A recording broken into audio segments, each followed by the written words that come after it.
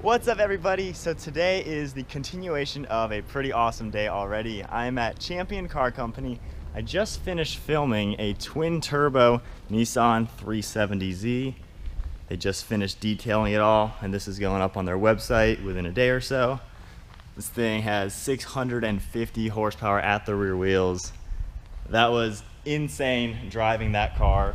So today, this video, I'm actually gonna drive something that I've never even driven before. A street legal Lotus Elise Supercharged. Now, as you all know, we are pretty big Lotus fans at this channel. I've driven the Elise Cup R, which is a track-only supercharged Elise. I've driven the base model Lotus Elise and of course the Evora. So this is a 2007 Lotus Elise with the supercharged engine. So let's go ahead and hop inside the Lotus, take it out for a drive, and see what this thing has to offer. So I'm now in the Lotus Elise. Now what you might notice first off, it's not the quietest of vehicles. I am yelling a little bit, going about 50 miles an hour. Obviously there's no sound insulation in this kind of vehicle, but with the Lotus Elise, it's not about comfort and luxury, it is about fun. This car is basically a go-kart for the road. This car has a 1.8 four-cylinder engine straight out of a Toyota Corolla. Now, that's obviously a reliable engine and pretty inexpensive, so that definitely helps keep this car's cost pretty low.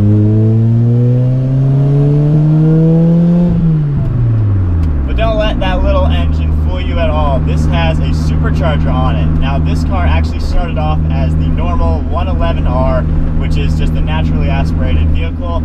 This has a BWR Supercharger kit on it, and it pumps out a little over 220 horsepower with about 160 pound-feet of torque. And all that with a vehicle that weighs less than 2,000 pounds, this car can still do 0 to 60 in 4.5 seconds. And it can still get about 30 miles to the gallon. Now, since this doesn't really have a high-powered engine, the clutch doesn't need to be anything special. It is super light to use, very easy. It doesn't really make your leg tired at all. The shifter isn't really the shortest of all shifters. No Lotus really has a short throw shifter. They're all kind of long, but it's still pretty direct. This one does have a weighted shift knob on it, which helps a little bit with shifting.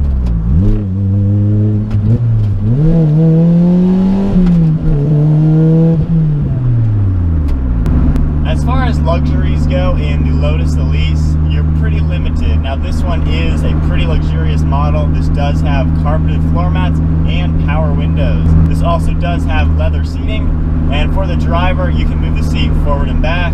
For the passenger, however, it is bolted in place. So passenger is stuck the way it is, and the only storage space you have inside is a little aluminum shelf next to the climate control settings and a little tiny net behind the seats that you have a little access to put like a small bag or something. The trunk space is about 4 cubic feet. You have your battery back there, and you can fit maybe a backpack or two. It's not the biggest storage space, obviously, being such a small car, but you'd be surprised that you can actually fit quite a lot in here. So 2 people with a backpack each, you could go on a trip or something with it. So when you're driving in the Lotus Elise, the first thing you notice, obviously, it is a tiny little car. When you put this next to any normal car, it looks like a Matchbox car, and it really looks like a toy when you're out on the road. When you're inside the car, you have to climb over the door sill and tuck your head down if you do have the roof on. But then once you're inside, the sports seats are very nice. They're pretty comfortable, I would say. They don't have much padding in them or anything, but the way they're shaped, it still is a pretty comfortable seat.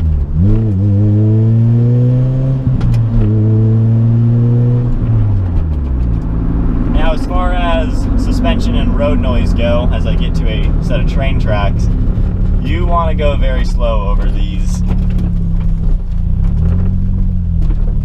because you can feel every bit of the bump, and it's not the quietest.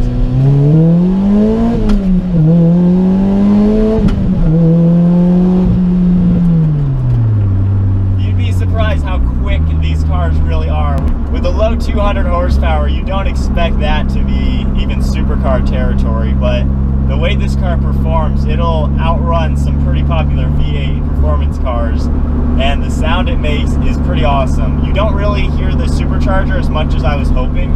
I think it just might be with the deck lid over the engine, kind of closes it off compared to an Exige. But the sound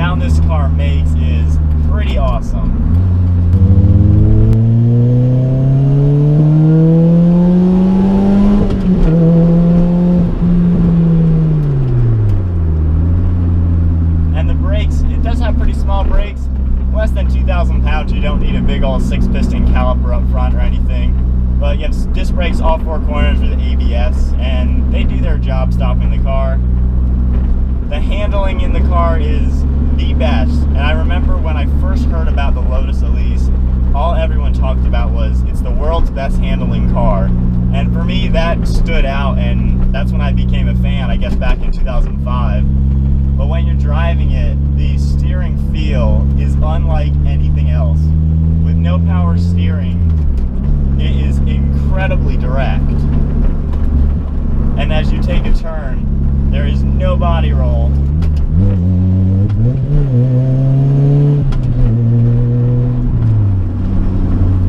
And the car it grips so much. It actually has like 60% of the weight over the rear end. There's really nothing up front, just an extra radiator.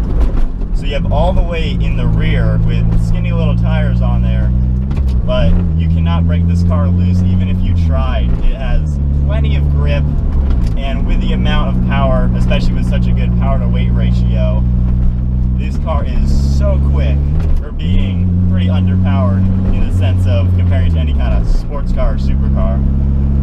So the driver position in this car, I do like quite a bit. The steering wheel, you can't move at all. And like I said, the seat only goes forward and back. But the steering wheel is tiny. It's just so little. And of course, it does feel awesome turning. You have a really cool view out the front end. Huge wheel arches out the front. The visibility out the side and the front is pretty good. I don't have an issue seeing out. And then the visibility out the rear end through your mirror is pretty decent. And looking over your left shoulder, you can actually see out quite a bit. And looking over the right shoulder, you have really good visibility. So for such a tiny little car that you would think has poor visibility, it actually is pretty good. Now inside the Lotus with the roof off, it is a lot of fun without the roof on it. You have miles of headroom, the wind is everywhere, and it just opens up this exhilarating drive even more. The sound the car makes is even better. So much fun with the windows down and the roof off. And a cool thing is, if you put the windows up, and you only have one on each side for weight savings, but with the windows up, the car's actually much less windy and it's a lot more comfortable if you want the roof off, but you don't want the intense wind everywhere. So now I still have a lot of wind above my head and it's very pleasant on a day like today, but it's a little quieter in here now and it's a little more livable. And the overall drive with the Elise it's just so much fun, the way it feels, the shifter, the sound, the supercharged power that this one has.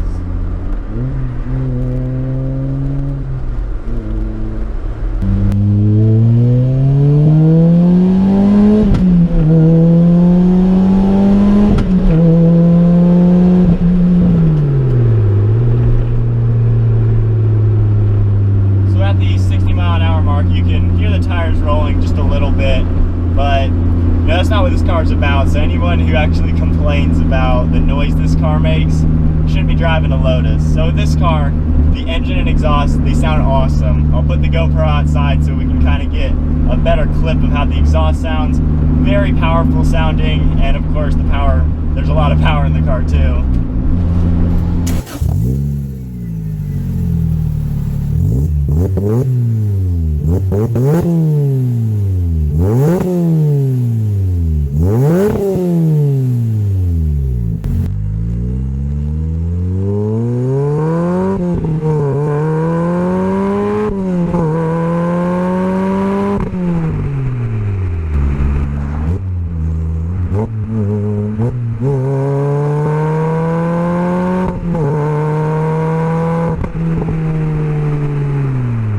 As far as the looks go for the Lotus Elise, I think it is one of the coolest looking cars. The side profile is very proportional looking.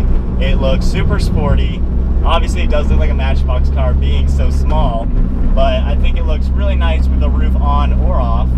The front end is pretty aggressive. Not the meanest looking car out there, but it's very sleek looking with all the vents in the front end, the heat extraction vents up top. The wheels on this car I do like a lot. They look really good compared to some of the smaller ones I've seen. And then the rear end, I think, finishes it up perfectly, having the 2 sets of LED taillights. And then, of course, Lotus written out in between. And then for the engine cover, you have the heat extraction vents as well. As far as the interior goes in the Elise, you get the small leather steering wheel with aluminum accents. The horn buttons are actually located on the leather rather than in the center where the airbag is. The dashboard's pretty basic. You just have your air vents up there, an aftermarket looking radio. And then for the driver, you have your tach and your speedo right in the center, and just a little dial showing your engine temperature and your fuel level. I do like how you get the body color on the doors of the Elise, and then looks like the previous owner did some body color accents around the shifter, radio, and the air vents. Those train tracks. The floorboards are all aluminum, same with the pedals, and then of course the carpet floor mats are just kind of popped into place. And then for the hardtop roof, it's got a piece in the front and in the rear to secure it a little better. And that's about it for the interior. Most cars, there's more to talk about on the inside, but that's about it. You have a little leather on the door, and that's it. Obviously it's a basic stripped out car, but that's weight savings for this car. I've always been a fan of the Elise vehicle. Overall, just a big fan of Lotus. I think it's a really cool car, just the whole concept of such a track-focused car that you can actually drive on the road and enjoy as your car. I like the overall looks of the car. Very sharp looking, the proportions are spot on. Everything about it looks super cool, and it does look like a Matchbox car though, which is kind of funny. I do like the interior quite a bit, even though there's really no frills, but everything about this car is driver focused, and I love the combination of the stripped out bare bones sports car with a pretty high performance supercharged engine. So huge thank you once again to the guys at Champion Car Company for letting me check out their Supercharged Elise for the day. I'll have their website and the link to this vehicle in the description below. Well, I hope you all enjoy the test drive and review of the Supercharged Lotus Elise. So thank you all for watching. Hope you enjoyed the video. We'll see you all next video.